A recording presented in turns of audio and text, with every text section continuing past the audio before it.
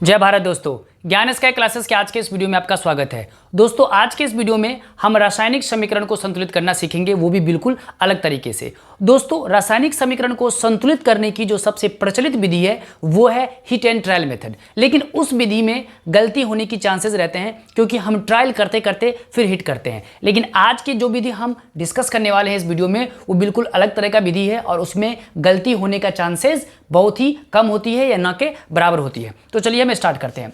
हमारे बोर्ड पे एक समीकरण लिखा हुआ है, लोहा प्लस वाटर रिएक्ट करके ये बनाता है आयरन सेकेंड थर्ड ऑक्साइड। इसका नाम Fe3O4 को आयरन सेकेंड थर्ड ऑक्साइड या मैग्नेटिक आयरन ऑक्साइड भी कहा जाता है, प्लस हाइड्रोजन।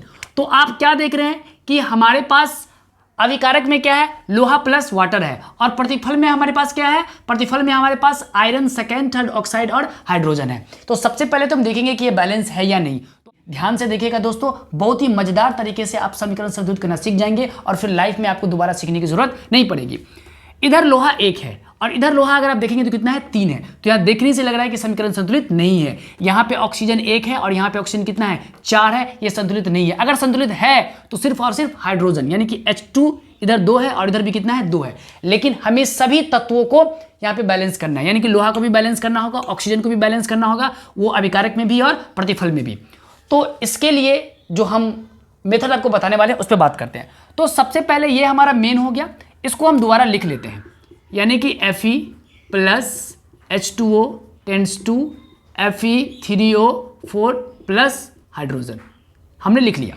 अब इसके पीछे हम यहाँ पे लगा देंगे A, B, C और यहाँ पे लगा देंगे हम D। इतना काम हम कर लेंगे। इसमें हमको जो बैलेंस होकर के जो फाइनल हमको रिजल्ट मिलेगा वो मैं यहाँ पे लिखने वाला हूँ। तो हमने इसको मान लिया, इधर लगा दिया A, इधर लगा दिया B, इधर लगा दिया C, इधर लगा दिया हमने D। अब हम इसको सॉल्व करेंगे। देखिए कैसे सॉल्व करते हैं दोस्तों।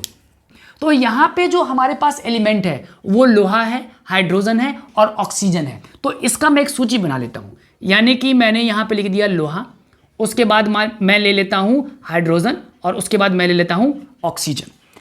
अब ये जो गुणांक है गौर से देखिएगा, बहुत ही अलग तरीका है और इसमें गलती होने की चांसेस बिल्कुल भी नहीं होती है। इस सबको मैंने मान लिया और जो जो एलिमेंट इसमें शामिल था, इस रिएक्शंस में जो जो एलिमेंट शामिल था उसको मैंने यहाँ पे लिख लिया है। Fe लोहा यहाँ पे, आयरन यहाँ पे शामिल था, हाइड्रोजन था और ऑक्सीजन था। अब यहाँ पे देखने वाली बात है, हम यहाँ पे क्या करेंगे ना, ये देखेंगे लोहा का गुणांक कितना है, A, यानी कि तीर से पहले लोहा का गुणांक कितना है, A। तो हम यहाँ पे लिखेंगे A बराबर, अब इधर देख लीजिए, इधर लोहा का गुणांक है C और लोहा है कितना, 3 लोहा है, तो हम यहाँ पे क्या लिख देंगे, 3C। ये लोहा के लिए हमको एक समीकरण बन के आ गया। दूसरा हम बढ़ते हैं हाइड्रोजन के लिए। अब हाइड्रोजन का गुणांक कितना है, B, और हाइड्रोजन है कितना, 2, यानी कि 2B। और इधर चलते हैं, हाइड्रोजन का गुणांक है D और हाइड्रोजन कितना है, 2, यानी कि 2D। यहाँ पे आप देखो 2 अगर कट कर देते हो तो एक समीकरण बन के आ गया, B बराबर D। अब हम आगे बढ़ते हैं ऑक्सीजन के लिए। ऑक्सीजन का गुणांक, यहाँ पे ऑक्सीजन 1 है और गुणांक कितना है, B, यानी कि B बराबर, और इधर ऑक्सीजन देखेंगे ना तो ऑक्सीजन का गुणांक भी कितना है, C।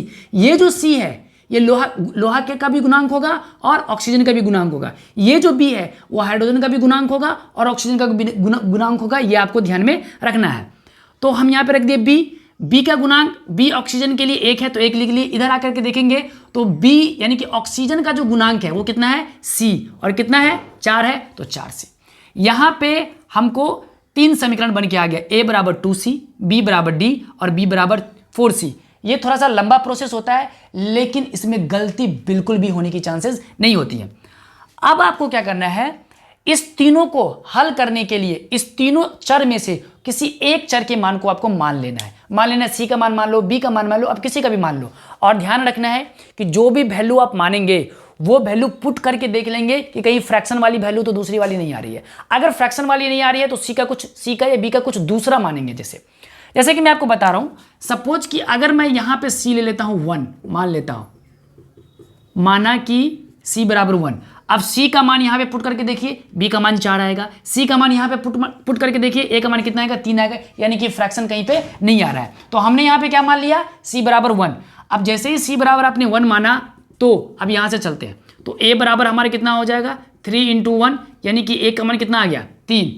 अब B का मान यहाँ पे देख लो, B का मान 4 × 1, यानी कि B का मान कितना आ गया, 4। और जो कि b का मान जो 4 है वही d का मान है, क्योंकि b बराबर क्या है d, तो d बराबर भी हमारा कितना आ गया 4। यानी कि a का मान हमारा आ गया 3, b का मान आ गया 4, d का मान आ गया 4 और c का मान कितना आ गया 1, यानी कि c बराबर कितना आ गया हमारा 1। चारों वैल्यू आ गया।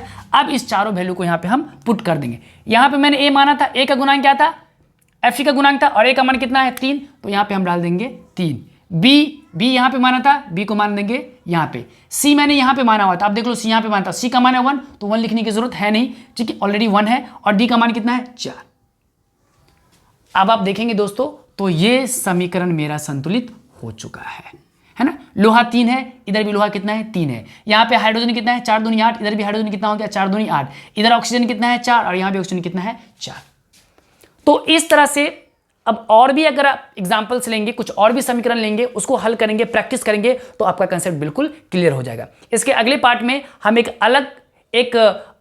अलग से समीकरण, एक नया समीकरण लेकर के हम हल करने की कोशिश करेंगे, उसमें आपका और क्लियर हो जाएगा। तो सेकंड पार्ट भी इसका देखना ना भूले। तो मिलते हैं अगले वीडियो में, तब तक के लिए जय हिंद।